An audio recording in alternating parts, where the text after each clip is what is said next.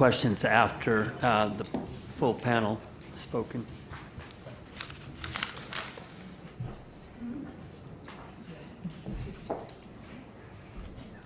Our next speaker is Janet DeJesus.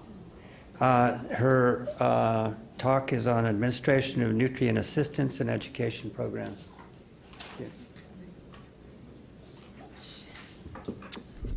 Thank you. It's a pleasure to be here and great to see so many familiar faces. So I'm just going to give a summary of how some of the ways that we utilize the dietary guidelines at NIH, specifically at NHLBI.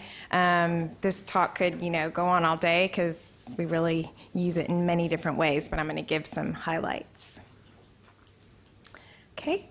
So I'm going to talk about how we've utilized the dietary guidelines in research, how we've implemented them throughout our nutrition education materials, as well as the NIH Coordination of Nutrition Review within NIH materials. Okay, so this is a slide that we use at my new center at NHLBI. So we fund implementation science, so just to show our role in research in the continuum. And I think this can relate very closely to the dietary guidelines. So if you see NIH, we produce evidence, then that's knowledge generation. That leads to evidence synthesis, similar to how the NEL synthesizes the evidence for the dietary guidelines. And then that can lead to practice guidelines, whether it be clinical guidelines or dietary guidelines. And it also leads to showing gaps in the evidence. And then in our case, the gaps can show where we need to focus on implementation research. So this is just a continuum to show how research continues and feeds into guidelines, as well as the dietary guidelines. So an overview for fiscal year 2016, NIH funded about $1.6 billion in nutrition research. So the total grants was about 4,200. We have 27 institutes and centers, NIH. I'm just going to jump into one of the biggest tools that we use in research that comes from the dietary guideline is the Healthy Eating Index. It is used widely in nutrition research. It is based on, the 2010 version is based on the USDA 2010 food patterns. And it was, that version was created by USDA and the National Cancer Institute. So we have some creators in the room. This translates recommendations in the dietary guidelines into specific quantified dietary recommendations. And it's an index or a scale that's really useful in research. All of the food groups contained in USDA's food patterns are represented in the HEI. So this is from the USDA website. So it's based on NHANES 2011-2012, and you can see the scores of the U.S. population, and I find this really fascinating. So the first column on the left is total population above 2 years old, or including 2 and above. Then there's a snippet of children 2 to 17, and then older adults. And if you can't see the numbers, so the older adult score out of 100 is 68. The children 2 to 17 is 55, and the total population is 59. We've also seen this in many of our studies that the older adults are eating healthier. They're doing better on the index. So I believe the index is being updated slightly to represent the 2015 dietary guidelines. So that's in progress. But if you go to the CNPP website or NCI, there's a wealth of information on this index and information on how to utilize it in research. So I just pulled a few of these from PubMed. Sorry, they're sideways. I was trying to get creative, but this is just 4 examples of studies that have utilized the Healthy Eating Index. One of them is looking at adults who meet or exceed fiber intake, validation of diet quality among New York City adults. One was looking at how sugar, sweetened beverage taxes, and diet quality is in the U.S. preschoolers, the estimated changes that could happen in the, based on the 2010 Healthy Eating Index, geographic disparities in the HEI by residential property values. This was in Seattle. NHLBI, a number of our funded cohort studies also utilize the HEI. And one great reason it's good to use this is that it's a standard index that you can monitor trends over time. So many of you are probably familiar with our DASH study. So this is just another kind of feeds into the continuum of research and the dietary guideline. This was one of our, landmark studies Jamie was involved in. At the top, it describes the dietary pattern, and at the bottom, some results from the follow-up DASH sodium study. So this fed into the dietary guidelines, and it's been in the last couple of versions recommended.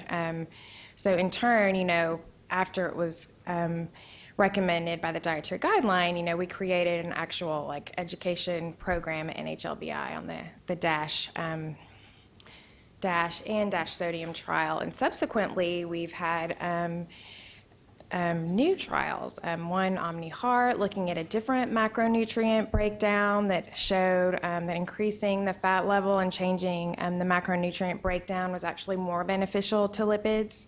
And that is important research. We had an implementation trial called Premier, where we actually tested implementing it in real-world settings to improve lipids and blood pressure. So switching gears a bit on the lighter side, so NIH Nutrition Education, there's a education subcommittee. It is in charge of reviewing federal nutrition education materials that contain dietary guidance. So this feeds into the HHS review of materials and the USDA review of materials. In 1990, there was a congressional mandate for that encouraged review of all materials, really with the idea to ensure that nutrition education materials produced by federal agencies were consistent with the dietary guidelines. So you'd hope that they would be, but as you can see, just at NIH, we have 27 institutes and centers, many people developing education materials on many different disease states. So I think perhaps this was 1990, wasn't at NIH then, but perhaps there were some issues with some inconsistency. So this was really a way to speak with one voice in nutrition on the federal side. So just to highlight how at NHLBI, how we've implemented the dietary guidelines, this is one of our programs called We Can, Ways to Enhance Community Activity and Nutrition. So this is an obesity prevention program, and like every part of this program, all of the nutrition is consistent with the dietary guidelines, and we produced a whole host of materials and fact sheets, and all of this went through review. And it's interesting because you work so hard to develop these materials, and then another version of the dietary guidelines comes out, and we say, okay, we have to update these now, because there's not huge changes, but there are, some changes. So that's really the responsibility when you have education materials, is to continually update them. So I'll go quickly. It looks like I'm running short. So recipe collections, we worked with professional chefs on our newer, deliciously healthy meals, and we required that every single recipe met our criteria from the dietary guidelines, and it kind of drove the chefs crazy, but we did it. So we had tastings, and so just an example. We have a whole host of community health worker education materials, Train the Trainer. This is really where the rubber meets the road. I thoroughly enjoyed working on this. We worked with 4 different communities in making personalized community health worker Train the Trainer manuals. This is for CVD risk reduction, so focusing on weight control, blood pressure control, and cholesterol control. So you can visit our website and find out about those. We have the community health worker manuals and easy to read booklets and fact sheets.